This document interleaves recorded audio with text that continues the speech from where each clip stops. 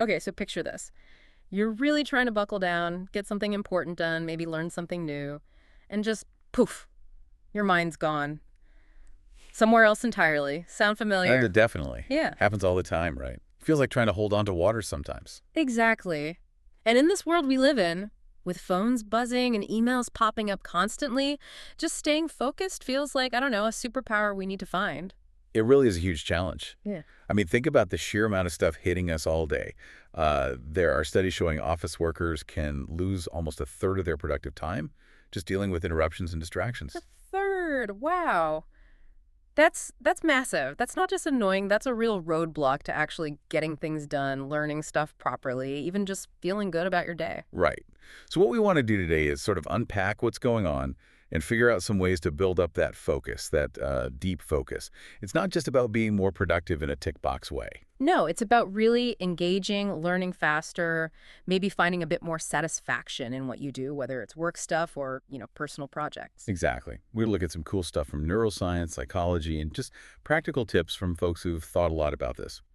The idea is to give you some real tools based on how your brain actually works. Okay, let's dive in. Where do we even start with this landscape of distraction? It feels like more than just getting sidetracked sometimes, it feels like overload. That's a great word for it, overstimulation. Uh-huh. Our brains aren't just passively getting distracted. They're often actively seeking it out. You know that urge to just quickly check your phone? Uh-huh. All the time. Well, there's a reason for that. It's called novelty bias. Our brains are kind of wired to pay attention to new things.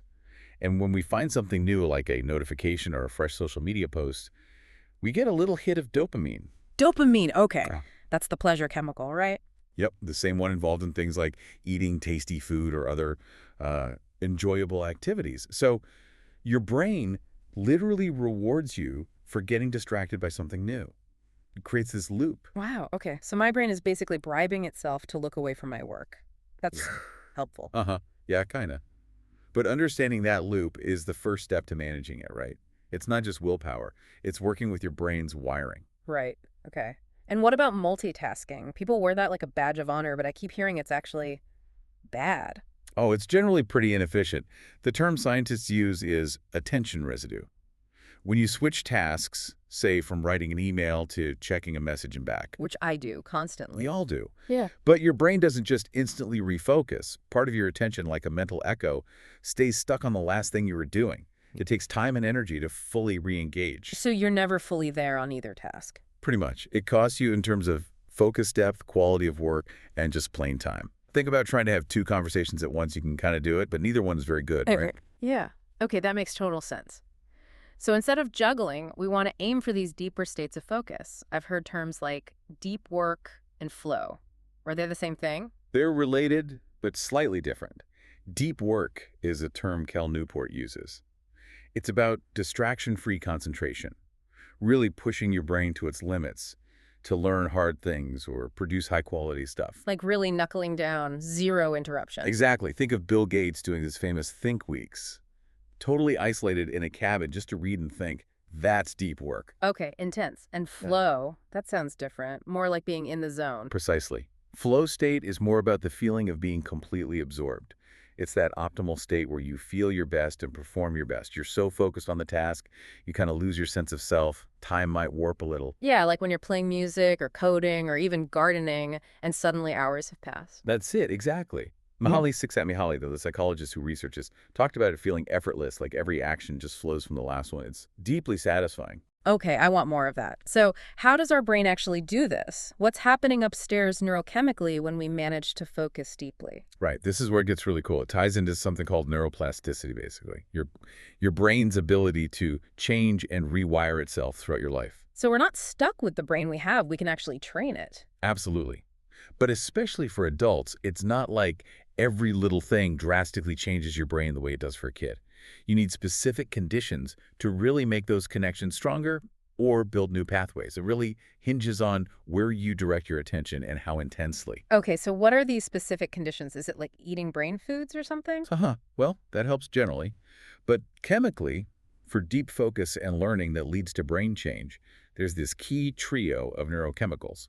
First, you need alertness, that feeling of being awake and engaged. Like after a coffee. Yeah, coffee works. Mhm. Or it could be driven by strong emotions, excitement, even a little bit of urgency or stress. That triggers epinephrine, basically adrenaline in the brain. Okay, step one, be alert. Got it. What's next? Step 2 is acetylcholine. Think of this one like a spotlight. It helps your brain highlight the important information and tune out the background noise. It increases the clarity, the signal. Ah, so it helps filter out distractions. Exactly. And then crucially, there's another release of acetylcholine from a different part of the brain, the nucleus basalis, which seems to be the signal that says, okay, this connection is important, let's make it permanent, let's change.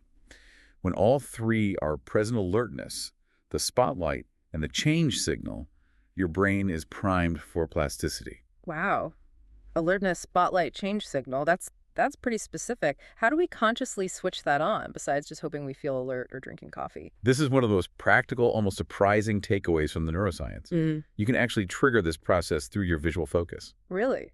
How? Like staring intently? Pretty much.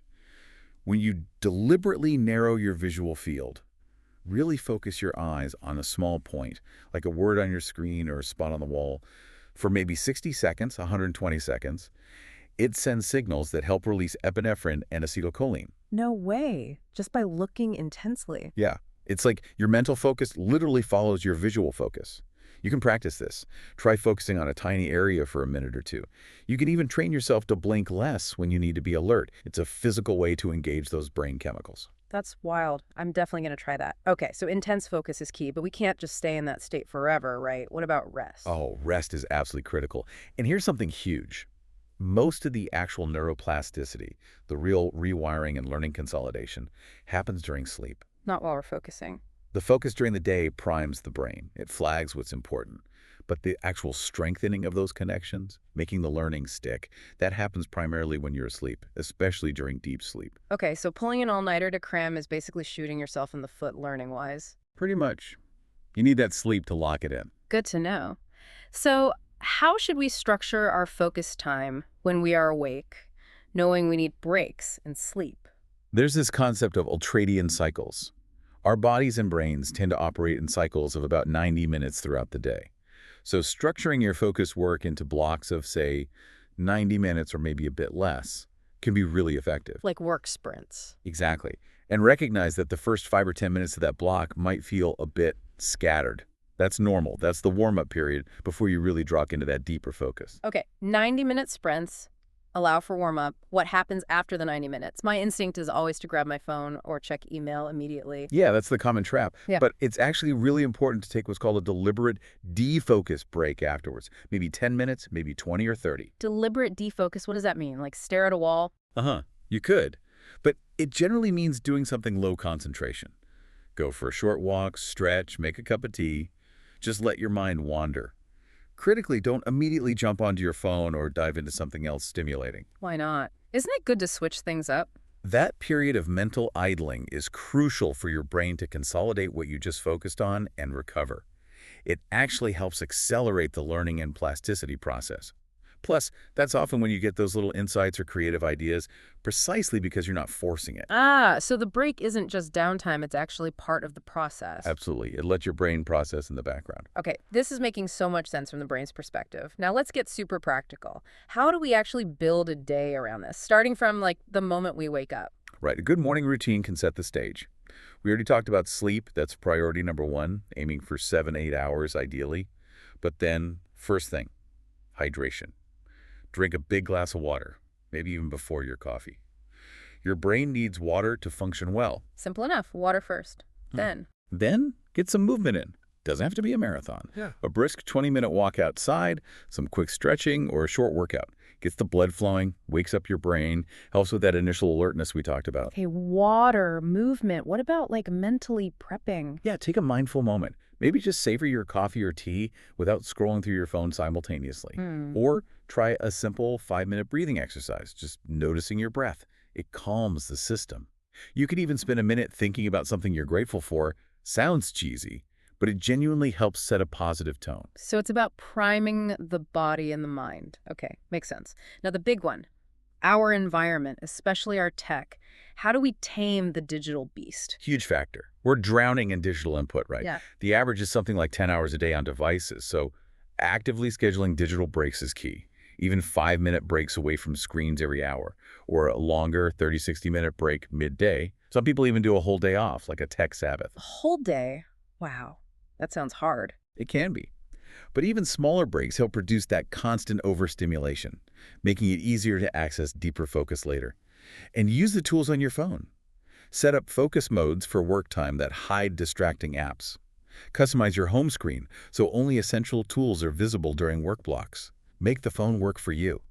Designing your digital space. I like that. What about the physical space? Does a messy desk really matter? It often does, yeah. Visual clutter can create mental clutter, subtly pulling at your attention. Tidying up your workspace can actually be a mindful ritual to prepare for focused work. And if you have any control over where you work, think about variety.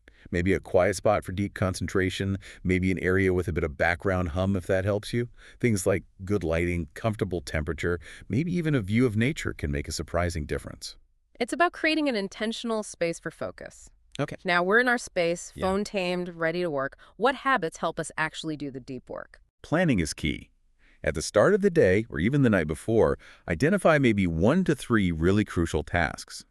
The things that, if you get them done, will make the day feel successful, sometimes called eating the frog, tackling the hardest thing first. Get the big one out of the way. Makes sense. And before you start a focus block, get specific. Don't just say work on the report. Define it. Draft the introduction section of the report for the next 75 minutes. Clear objectives prevent your mind from wandering or trying to multitask within the task. Clarity avoids that attention residue thing. Exactly. Oh, and a quick productivity hack. The 2-minute rule. If a task pops up that'll take less than 2 minutes, just do it immediately. It takes more mental energy to track it on a list than to just get it done. Love that. Do it now if it's tiny. Okay, now. This one sounds weird. You mentioned embracing boredom. How on earth does being bored help focus? It sounds counterintuitive in our hyper-stimulated world. Yeah. But think about it. Our brains are so used to constant input that they start craving it. They get restless without it. Deliberately letting yourself be bored for short periods, like literally watching the second hand on a clock or just sitting quietly without input, can actually help recalibrate your brain. How? It lowers your baseline need for stimulation. Your brain stops frantically seeking distraction because it learns it's okay to just be. It can actually expand your capacity to focus on less thrilling but more important tasks later on. It's like resetting your attention thermostat. A boredom workout for the brain. Interesting. What about when our minds wander naturally, not because we're bored, but just thinking, like in the shower? Yes, that's super valuable too. That's sometimes called scatter focus. Deliberately allow your mind to roam during low-key activities, walking, showering, doing dishes, maybe a simple hobby like knitting. Your brain uses this downtime. For what? That's often when it makes connections between different ideas, solves problems in the background, and does its future planning. Apparently, our minds spend almost half their time thinking about the future when they're wandering. Those aha moments often come when you're not trying hard to focus on a specific problem. So letting your mind wander isn't always bad. It can be productive in its own way. Definitely, if it's intentional and balanced with focused periods. Okay. And finally, you mentioned mindfulness. How can we weave that into just regular daily stuff, not just sitting down to meditate? Oh, totally. You can make almost anything mindful. One idea is watch your own movie. Just narrate your actions to yourself silently, like you're observing yourself. Yeah. Now she's picking up the mug, now she's walking to the sink. It sounds odd, but it increases awareness. It kind of pulls you into the present moment. Exactly. Or try mindful eating or drinking. Really notice the smell, the texture, the taste of your lunch or your tea. Slow down. Ask yourself, am I actually hungry or just reaching for this out of habit or emotion? Yeah. Bringing awareness to automatic actions. You can even do it with chores you hate. Pick one, washing dishes, folding laundry, and decide to treat it like a craft. Focus intently on every single movement, the feel of the water, the precise fold. Try to do it perfectly. It can shift your whole experience of it. Turning chores into focus practice. Clever. Wow. Okay. We've covered a lot here. From why our brains get hooked on distraction. Yeah, that novelty bias and the dopamine hit, plus the inefficiency of multitasking because of attention residue. Right. And then the cool neuroscience stuff, neuroplasticity, needing that specific cocktail of alertness.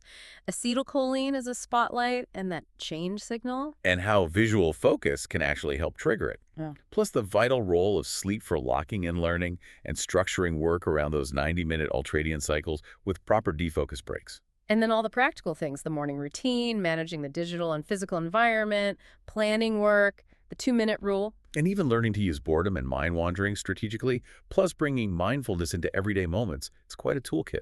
It really is. And I think the big takeaway for me is that it's not about achieving perfect, constant focus, which is probably impossible anyway. It's more about understanding how our brains work and building smarter, more sustainable habits around that. Exactly. It's a journey, not a switch you flip.